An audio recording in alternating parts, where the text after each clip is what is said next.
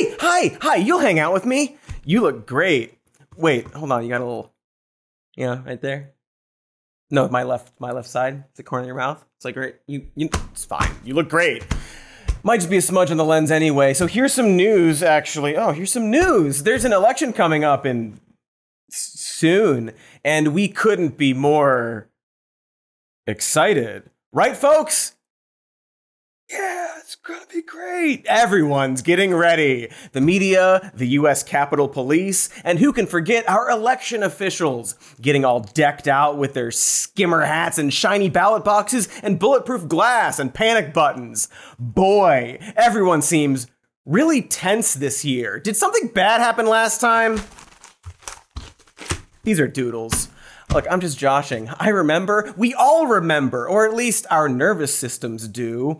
4-ish years ago, the losing candidate of the United States presidential election publicly and falsely declared that the election was rigged and stolen from him, causing a massive riot and attempted silly coup, resulting in injuries and death and a lot of jail time. Not for the loser fraud candidate, mind you. He is somehow running again for president. Again. And that same candidate, let's call him Donald Trump, would later casually admit that he totally did lose that election, but I guess would then say he was being sarcastic because I'm pretty sure he doesn't know what that word means. But then, in the world's least surprising twist, instead of disqualifying the candidate who lied about widespread election fraud, the Republican Party would go on to use Trump's lie to escalate a pattern of voter suppression and intimidation, because they love doing that. And so we are now faced with an election year where the GOP might completely hijack the democratic process in the name of protecting election integrity, which I do believe is called irony, in that it makes me want to shove an iron into my face. Title.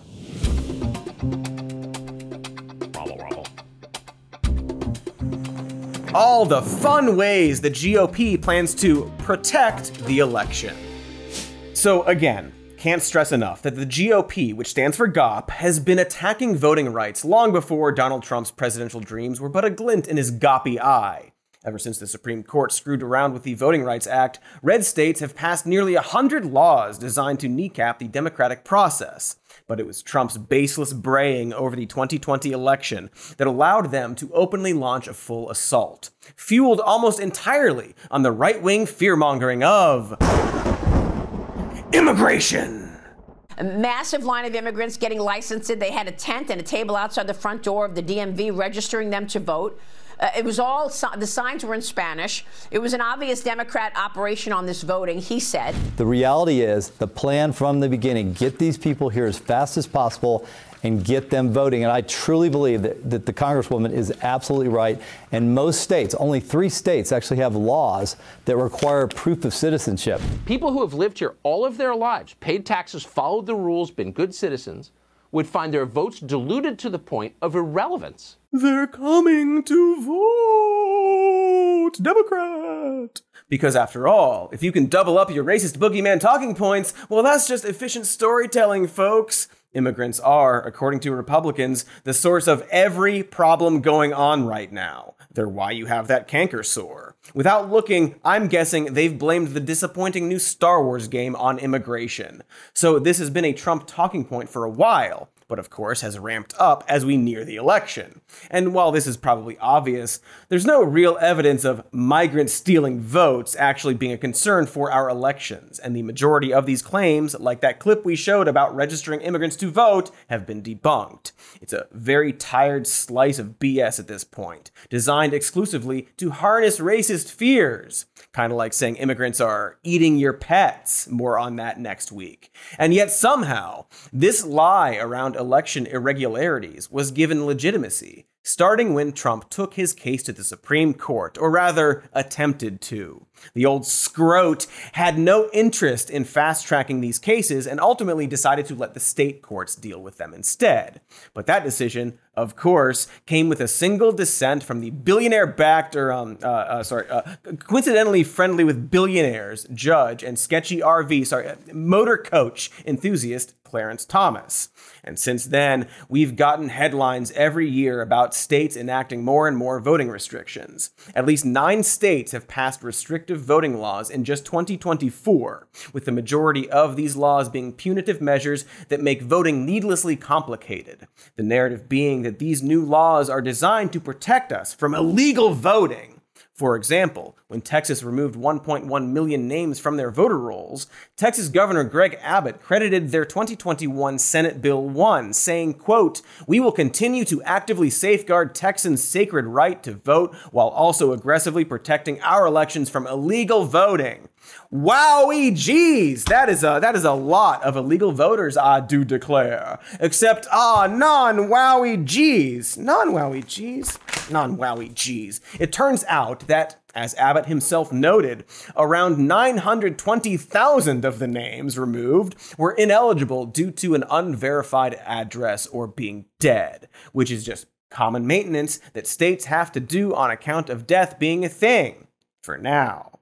It should be noted that even these regular voter purges are still pretty f***ed up, since they often axe anyone who simply hasn't voted for a while. I didn't realize there was a time limit like a freaking photo bucket account, and so ultimately, of that 1.1 million, only 6,500 were names of people who weren't US citizens, and even that 6,500 number might still be too high. Texas actually has a pretty sad track record of purging voters with outdated information regarding citizenship. This includes one incident in 2019 that erroneously flagged 95,000 people as non-citizens, forcing the Secretary of State to resign and also a bunch of lawsuits. In other words, Senate Bill 1 didn't really actually do anything previous legislation and protections didn't already do. It's like if I said my tie protected me from Dracula's, the proof being that I'm currently not fighting Gary Oldman. I mean, I'll get him someday, obviously. You'll see. He won't, because I'm going to get him. But what Senate Bill 1 did do, however, was limit the time window that polls were to be open and added restrictions upon those who vote through drive-by or mail-in ballots. It also gave Texas Attorney General Ken Not Cool Like Bill Paxton license to crack down on illegal voter registration, issuing search warrants to investigate threats to our democracy. Like this 87-year-old woman. She said officers questioned her for hours, confiscated her phone and computer, and made her wait outside as they searched her home. I said, let me get dressed. And she says, no, go outside. What were you wearing? My nightgown. And I had all these policemen around me. It was embarrassing, humiliating. I was so angry. It was horrible. Yeah, go get him, Ken. Terrorize Granny. Kill her. My goodness. That lady was a volunteer for the League of United Latin American Citizens and one of several members of LULAC that Paxton had raided, along with several Democratic Party organizers. Call me Cody Rody Chody, or don't actually. I don't want that to catch on. Please don't. I shouldn't have said that. Don't call me that. But it seems like they're just going after their political opponents, and this is kind of the microcosm of this entire quest to, big chubby quotes, protect our elections. They take a problem that doesn't exist and create some new restriction they claim will solve that problem that never existed, while coincidentally targeting Democrat voters with those restrictions, or just voters in general, or rather any voter who might have an ounce of hardship. For example, Idaho passed a law making it a crime to deliver another person's mail-in ballot. This puts unneeded restrictions on the elderly and people with mobility issues, and basically makes it illegal to help someone who can't get to the post office. There is some wiggle room for mail-in votes to be delivered by caregivers, relatives, and postal workers. But the bill also outlaws family members from delivering ballots if they, quote, influence the voter in any way. And what the hell does that mean? How is that measured or enforced? And since when is it wrong or illegal to politically influence your family members? Are they going to outlaw Thanksgiving debates with your uncle? Isn't the entire point of elections to politically influence people? Why did they think people put those little signs on their lawns? For the aesthetic? The blue and red cardboard really complements the azaleas? And so ultimately, the only reason to add this restriction is to limit voting for anyone who is disabled or elderly and lives below a certain tax bracket. Every single law is designed to be a bureaucratic hurdle that specifically affects poorer people with less time to navigate the process. Such is the case with Indiana's House Bill 1264, which requires election officials to compare voter registration info from the Bureau of Motor Vehicles to identify non-citizens. If you get flagged, you have 30 days to prove citizenship or your registration is revoked. And while that sounds reasonable, those BMV records are typically out of date, meaning that if you're one of the 8,000 residents per year that have become a naturalized citizen in the state, your name will still be flagged if those records weren't yet updated, and you'll have to jump through a bunch of hoops to fix it. More like BM records, am I right? Am I right? Bowel movement records. Hoops. Okay, well, the bill also has a proof of residency requirement that puts unnecessary voting hurdles on college students, the unhoused, elderly residents that don't have traditional utility bills, not to mention people who literally just moved there. If you've ever moved while poor, you probably know exactly the kind of stress they're adding to here. So now you have to navigate voting registration on top of finding a truck, taking time off from work, and getting Spectrum on the phone to tell them to stop service at your old place to become a Wi-Fi-enabled, cable-ready Hoosier because you just moved to Indiana, like Gene Hackman in Hoosiers. Hoosiers. We love saying it. Hoosiers. Hoosiers.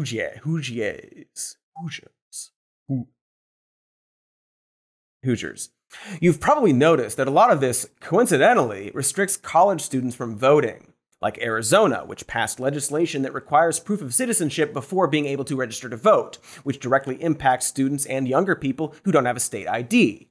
Tennessee shortened the deadline for requesting an absentee ballot while also limiting who can register other people to vote, and even establishing a $5,000 fine to a person or persons who break that law, even unintentionally. And this is on top of Tennessee already having a record low voter turnout due to how hard they made it to vote there. You know those people who stand outside of supermarkets or music festivals and try to get young people to register to vote? You know, nerds. That's who they are going after with these laws by putting a bunch of restrictions on who is allowed to volunteer and how much time they have to submit these voter applications. Kansas and Florida also passed similar legislation that specifically targets voter registration groups and threatens violators with fines up to hundreds of thousands of dollars. The end result here is just a bunch of legal intimidation of people whose only crime is wanting young people to be excited about voting, which, to be fair, is a gross thing to want. J.D. Vance Mark I, aka Ron DeSantis, J.D. Vantis, this guy, also passed stricter mail-in ballot measures that have decreased mail-in voting requests by half since 2022, from 4.3 million voters to just over 2 million. It's important to remember that while it looks like they just want fewer people to vote, which is already weird, they actually want fewer certain people to vote. Specifically, anyone who doesn't have the time or money to deal with these new restrictions, as well as anyone who votes via mail, which happens to be largely Democrats. And so, throughout the country, millions of Americans could be impacted by these new voting laws, especially those that live in states that have passed stringent photo ID requirements since 2020.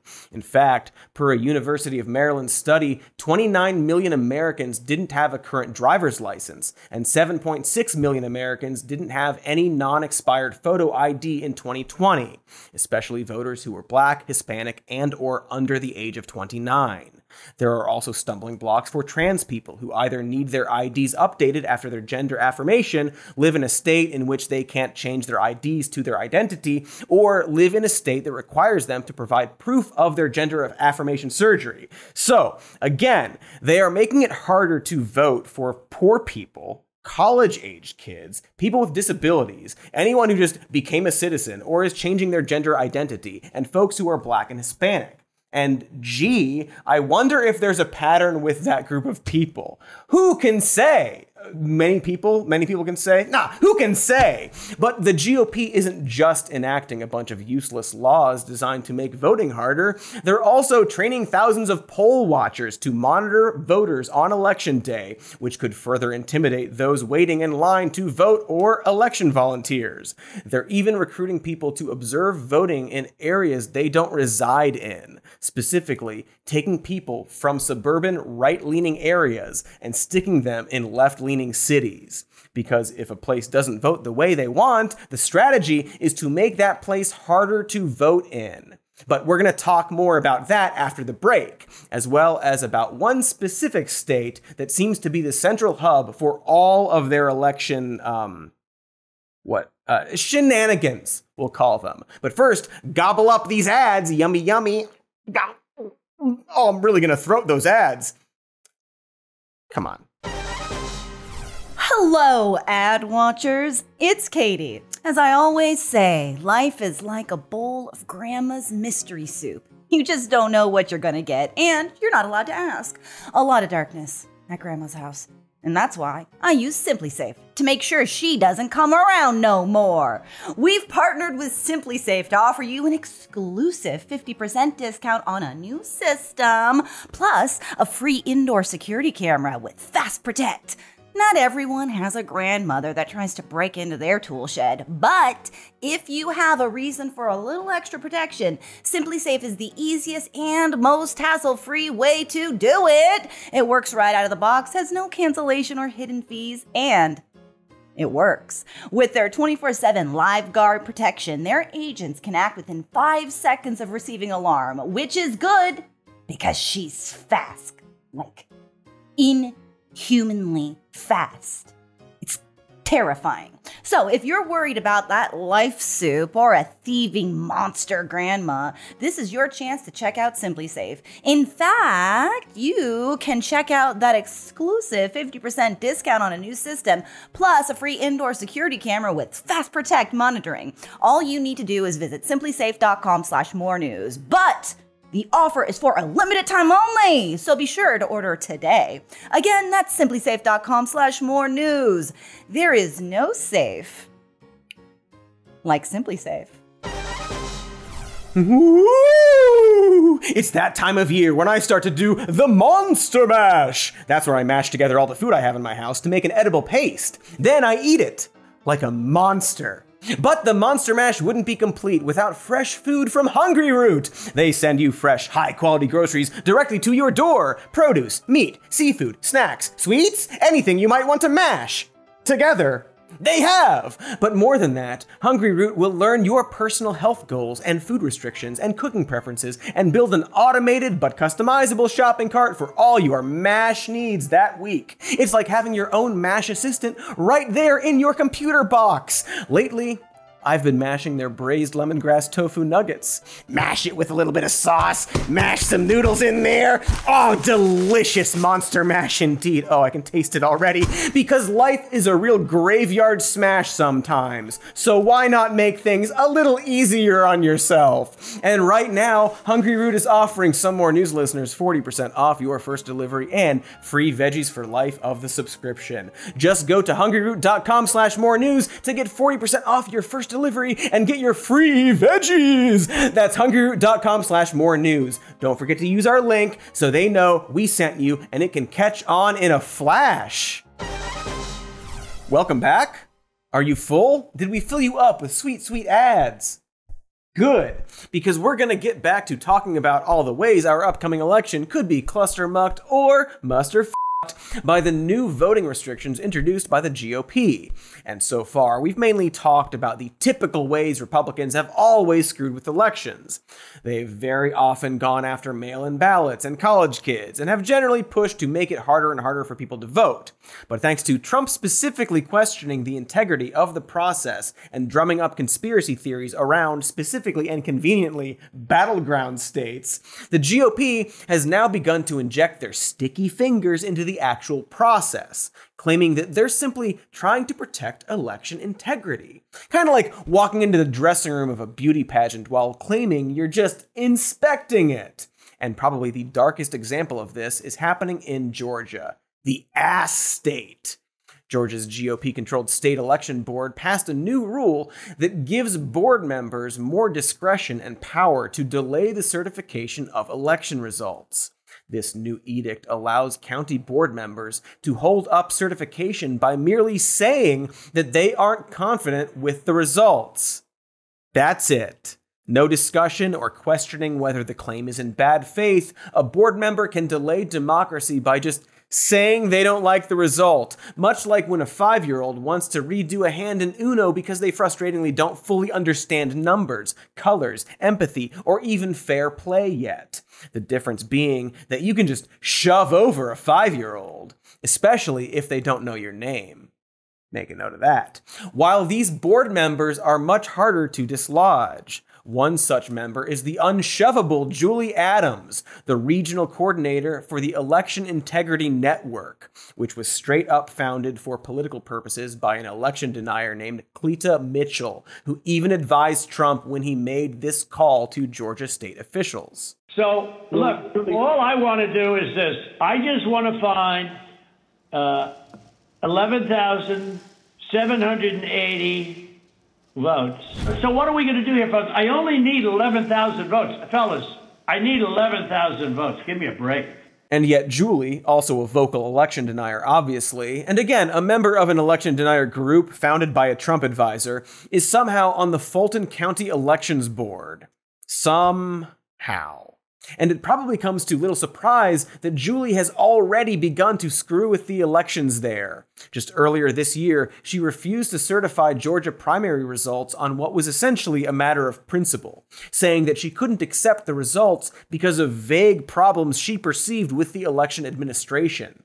She also sued Fulton County. She then asked for a bunch of materials she'd need to certify. You can actually watch a 7-hour video of her going through these documents, you know, if you're sick like that, before Julie asked for even more documents. Ultimately, her lawsuit was thrown out by a judge due to a technicality, but the damage was already done by that point. Adams didn't like who was winning and wanted to show everyone that she could obstruct the entire process and would gladly do this come November. If you're thinking, wow, they need to get her out of there.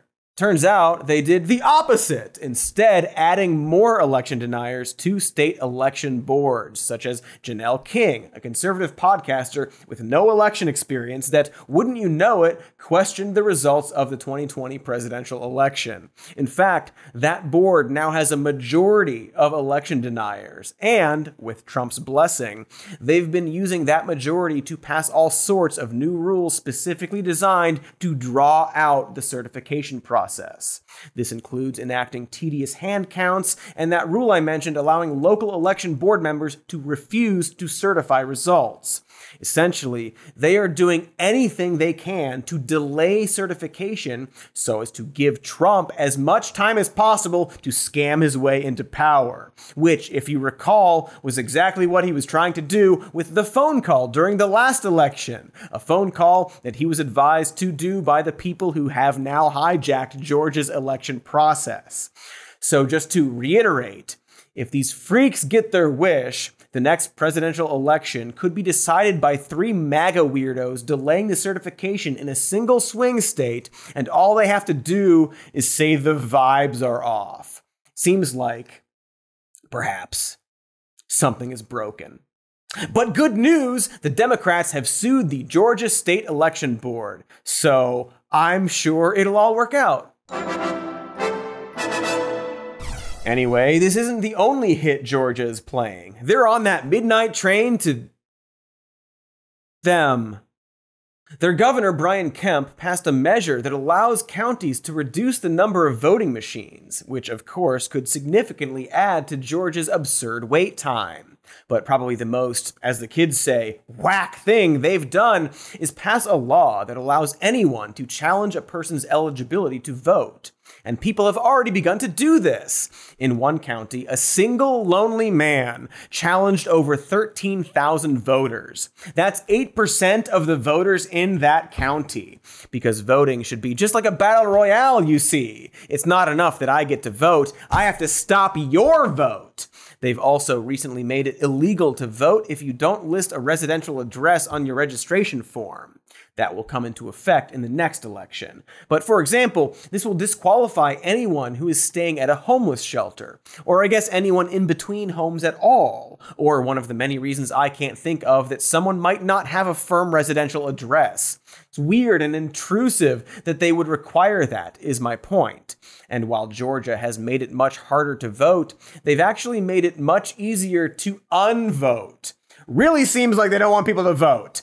Georgia's Secretary of State Brad Raffensperger introduced a brand new web page where you can unregister to vote in just a few clicks online. Rock no vote. You might know him as the guy Trump had the perfect phone call with. No, the other perfect phone call. And also that guy who shows up in every Pixar film. Great, amazing talent. And while it already feels weird for a politician to be focused on unregistering people to vote, what made this page particularly egregious is that, thanks to it being made by politicians, it was super easy to hack. You do still need name, county, and birth date, just to be clear. And now this is where the magic begins. I'm going to right-click the driver's license field. I'm going to click Inspect. That opens up a console window. I'm going to hit delete and just delete it. Deleted. And then I'm going to click submit. And my registration has been canceled. It's as easy as that. What you just saw is someone simply deleting the field that required a driver's license number. Meaning that as long as you know someone's name, county, and date of birth, you could delete anyone's registration. Legal groups have already called for a cease and desist on the website, along with suing the state. While the bug has reportedly been fixed, the damage has been done, as the Office of Georgia's Secretary of State has already confirmed that the web form has been misused. In other words, this entire quest to protect elections has folded in on itself to the point that it's compromising elections instead, which honestly was probably always the plan. Georgia was and will be a vital state in these elections, and so it's extremely insidious and transparent how much attention they are putting into gaming the voting process there. It's the prime example of every trick they're trying to pull, and also why we, perhaps, need to completely rethink the electoral process. Or at the very least, I'm just going to throw this out there, ban the entire state of Georgia from voting. Wait, that's a terrible idea. Don't do that. But it's also not the only swing state where election deniers are infiltrating the process, as both Arizona and Nevada are dealing with this too. Election boards are being purposefully filled with MAGA ghouls for the sole purpose of slowing down the certification process in the event of a Trump loss. And even if they aren't on these boards, there's been enough outside pressure to demand that they do needless recounts. In Washoe County, Nevada, one moderate Republican and board member was forced to block the certification of her own victory after being pressured by right-wing election deniers. This push was in part fueled by a wealthy businessman and election denier named Robert Beadles, who has been using his money to fund useless recounts and to harass election officials. It's just one rich dude gopping up the process because he personally doesn't like the outcome. Fortunately, the Washoe County election was ultimately certified after 3 hours of public comments. But holy upper-decker shit, this is all obviously just a dress rehearsal for the main event. I just keep coming back to how obvious this all is, and how truly evil it is to use the guise of election integrity to literally do the opposite. Because, in theory, it's good to want fair elections, which is probably why we should absolutely reform our election process. Maybe even get money out of the process, who knows? And while some of these new laws are fairly mundane, they're being used to mask other less mundane laws. Laws that very clearly are specifically designed to make new hurdles for certain people. No, title monkey. Mimes are white, over 30, and exclusively heterosexual. Especially that last one. It's in the Mime Bible. No commandments in that Bible. Just a lot of stern looks. No, I'm talking about laws that are so overtly racist that they are literally Jim Crow laws. As in, there's an actual Jim Crow era law in Mississippi that prohibits people from voting if they have been convicted of a crime from a list of 22 different categories. Some of the crimes include really minor stuff like receiving stolen goods, timber larceny, and writing a bad check, receiving stolen goods, or cutting down a tree on someone else's property, or just having a check bounce. These are all things that can make you ineligible to vote in Mississippi. The rule was overturned in 2023 by a lower court because it violated the 8th Amendment's banning of cruel and unusual punishment. But then that overturning was overturned by the conservative-leaning 5th Circuit Court of Appeals. So now it's back, like Beetlejuice. And so this reinstated rule disqualifies nearly 10% of the state's voting age population, primarily black voters. And if you think it wasn't specifically designed to disenfranchise the black community, one of the people who originally made the law, when they were gathering in 1890 to specifically talk about voting rights, said, quote, "Let's tell the truth if it bursts the bottom of the universe. We came here to exclude the Negro. Nothing short of this will answer."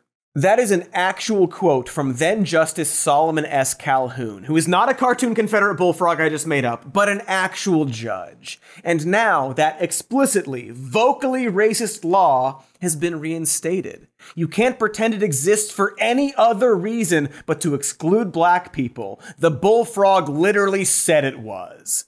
Laws around felons being able to vote have, of course, been particularly bogus, as the kids say, for a while now.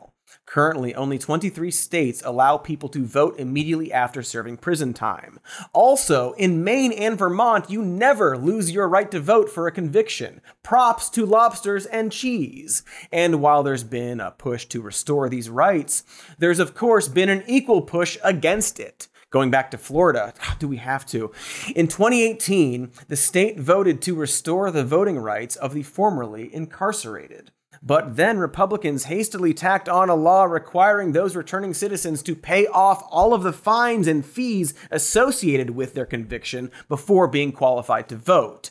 And while that's already a dick move, even if you think it's a fine and good idea, they also failed to create a system or database to determine or keep track of who owes what and how much. And so they essentially circumvented the will of the people with a purposefully obtuse process that, for some, has made it impossible to buy back their vote. The judge ordered you to pay how much in restitution? $190,000. How much of that have you paid? I'm down to $180,000, so $10,000 of that. There is quite literally no way for that woman to ever afford to vote again. You know, unless she was rich, which is exactly the point. Also the point, making the process as obtuse as possible so people simply don't know if they can vote. If you've ever, paid taxes, you know exactly how hard it is to figure out what you owe the government or what payments have gone through. So can I vote? Possibly. I want to vote, but I don't want to break any laws. So to recap, the people of Florida voted to restore voting rights for the formerly incarcerated. And then the lawmakers bogged that down with a bunch of hoops to jump through, and also created no system for helping people navigate those hoops. And what happens if you accidentally try to vote with unpaid fines? Well, they fucking arrest you for voter fraud. So unfortunately, right now, we're going to have to take you to jail. I'm like, voter fraud? I voted, but I ain't commit no fraud. Well, so that's the thing. I don't know exactly what happened with it, but you do have a warrant. That is footage of visibly confused officers arresting people who have no idea what they did wrong. People who were, and this is true, registered and given voter ID cards by the state. Like, it's rare to see cops act reluctant to arrest somebody, but no one in those videos knows what's happening, because these people were seemingly set up to fail. That's like entrapment, right? Not the sexy kind either. The state voted to say they could vote. They were given voter ID cards and registered. And then lawmakers added a single loophole so they could gather them up the moment they actually tried to vote. That is beyond f***ed. It's so post-f***ed we can't even see what looks like anymore. It's also clearly voter intimidation on top of that. And above all, it's designed to stop lower class and primarily black people from voting. This tactic is not all that different from a Jim Crow era cumulative poll tax, where you'd have to pay back taxes in order to vote.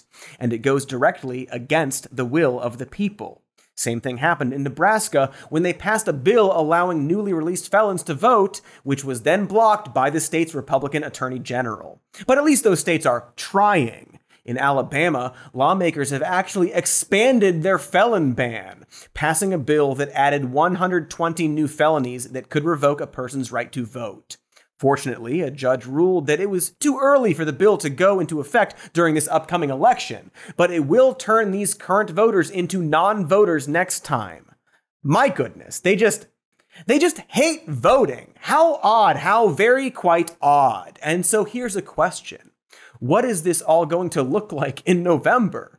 Great question, Cody. You're very handsome and spry. So after the final break, which is now, we're going to answer that perfect, very smart question that I perfectly, very smartly, handsomely asked.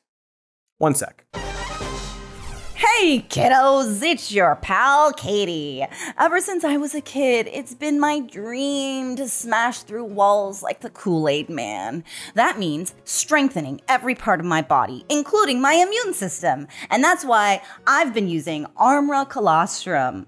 It's a proprietary concentrate of bovine colostrum that they claim will strengthen your immunity, boost hair growth and skin radiance, and help with that gut health. It is made from sustainably sourced colostrum taken from the surplus supply of grass-fed calves, meaning that the baby cows get what they need first, and then we sneak in there and bow our heads and take what's left. Because while we all want to smash through walls whenever someone says our name, we still need to do that responsibly, okay?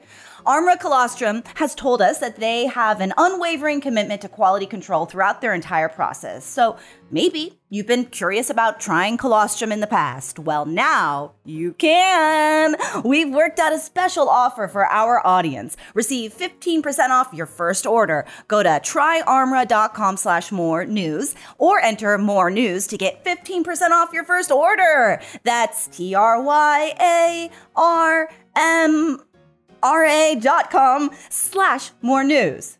Tryarmra.com/more news. Hello, my sweets. It's Cody J. The J stands for Java. I'm a big coffee cup, I am. Fill me up, I always say. And if you make coffee at home, get ready to discover how much better it can be with Trade. As America's #1 specialty coffee marketplace, Trade doesn't make any of its own coffees. Instead, they bring together top independent roasters from small towns across the USA, places you'd love if you live nearby, and curate the best of the best for you to enjoy at home. You like fruit? They have this fruity honey process medium roast from Alma that'll fill you all the way up. It's tart, like me. But shucks, that's not all they have. Trade has made over 435,000 perfect coffee matches to date. But if you're not fully satisfied with your first coffee, they replace it for free. Because hey now, if you are also a big coffee cup, like me, you should be getting the best selection out there with Trade. No matter how you brew, they got you. They got all the best beans. Cody loves their beans. That's coffee at home made better. Head to Trade. No, don't head to Trade. Head to, I'm gonna say it right, head to drinktrade.com/more news to receive your first free bag. I'm gonna say it again just so you know I said it correctly. Head to drinktrade.com/more news to receive your first bag free. We are the backest we've ever been for this particular episode. We talked about how Republicans are making it harder for people to vote, especially poor or marginalized groups, while also injecting their own operatives into the voting process at the local level. It seems that, to them, the clearest path to victory is to obstruct democracy, which, as I also pointed out, is odd. It sure is odd they don't want people to vote. And going back to the 2020 election, all of this has been hyper-fueled by Donald Trump constantly crying foul while on the 2024 campaign trail. claiming that the only way Democrats would win this time is if they cheat.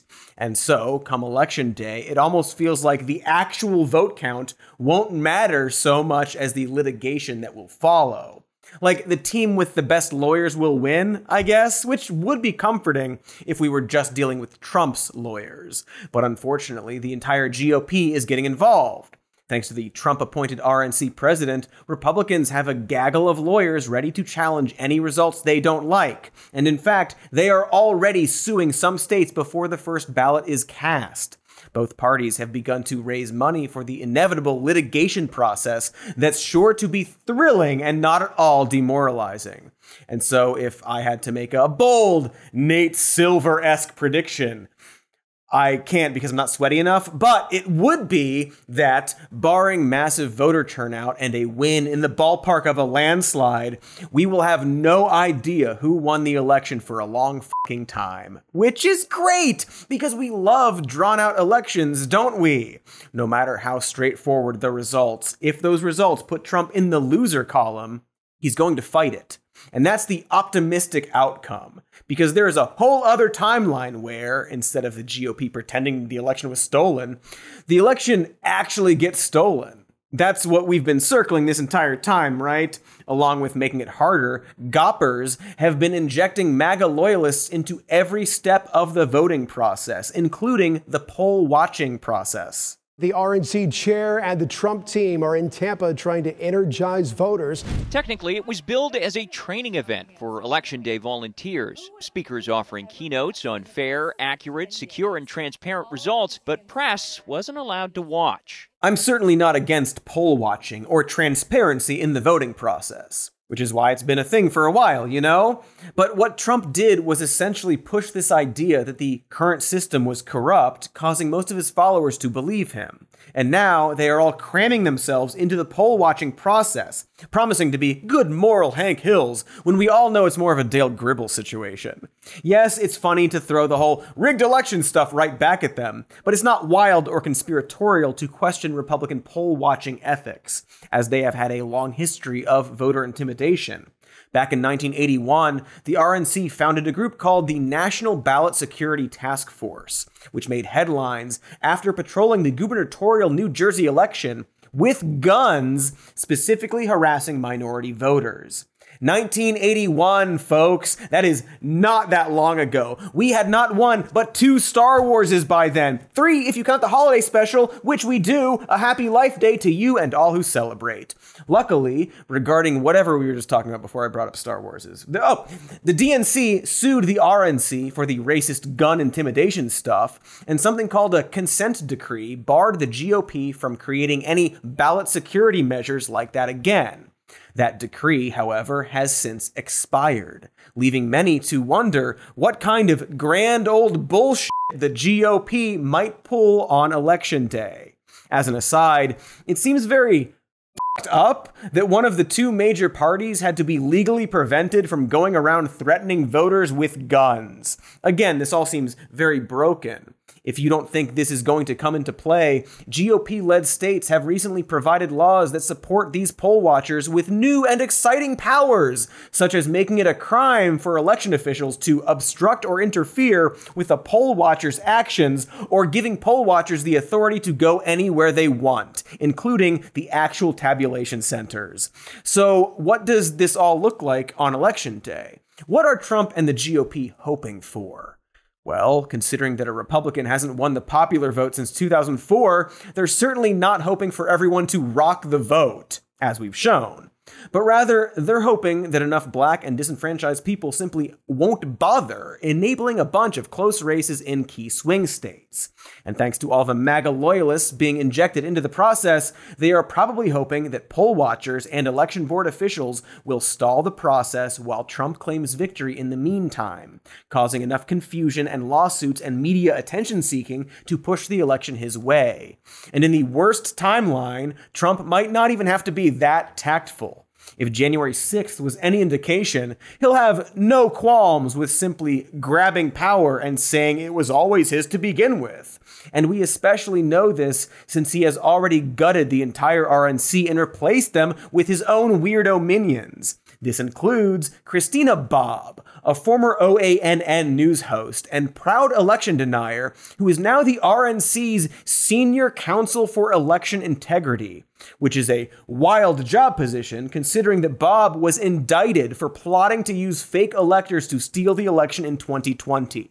Despite doing that election fraud, she is still in charge of the RNC's election integrity, meaning that she, this lady in this mugshot that was taken because of her election crimes, is the one in charge of all of those poll watchers. That is so that even some Republican strategists are worried that she'll go rogue and end up getting them banned again from poll watching. Which, first of all, it's cute to think anything she does like that would be considered going rogue, as if that's not why she has the job. It's also such a quaint worry, because I don't think Christina Bobb or any of these MAGA loyalists care about hurting the Republican Party for future elections, because in their minds, this is either all or nothing.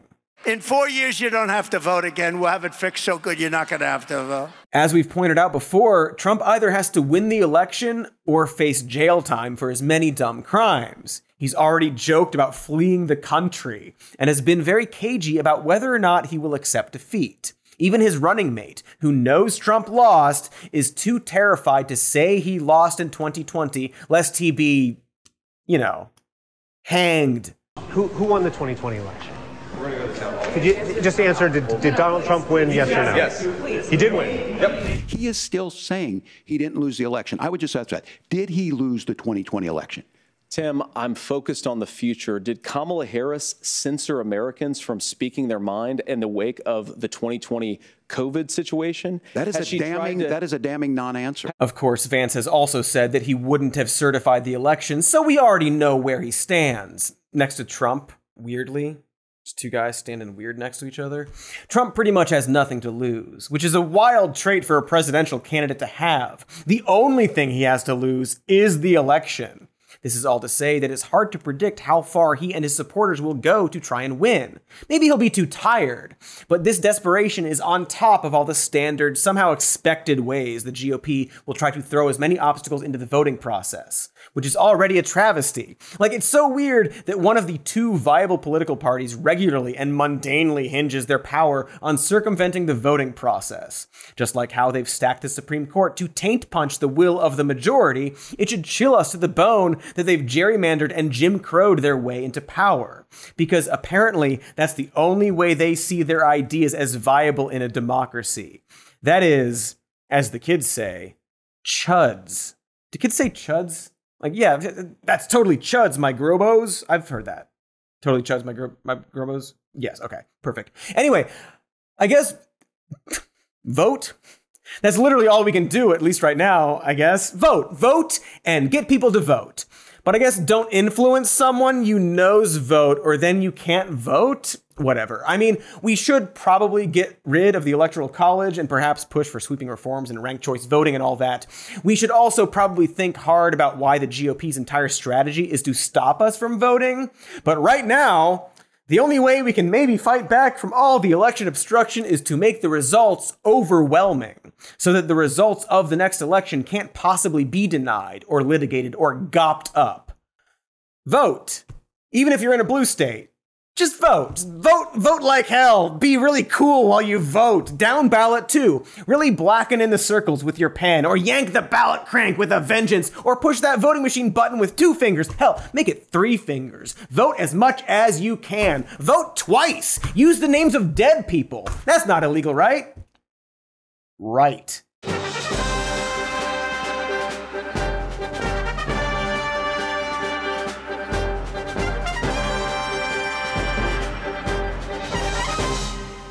Voting a few times right now.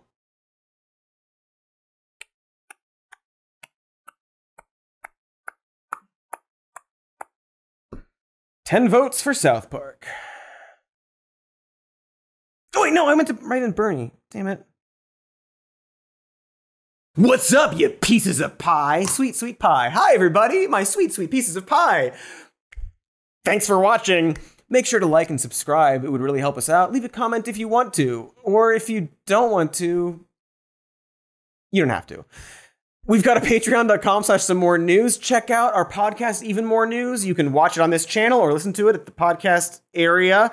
You can also listen to this show, which is also on the channel that you just watched, as a podcast where the podcasts are. It's both. It's synergistic. It's integration. We also have a merch store, which is integrated into the internet, so it's available on the internet. We got merch there. You can get, look at this. It's art with Warmbo popping out. Oh, God, it's so disgusting. Look at that.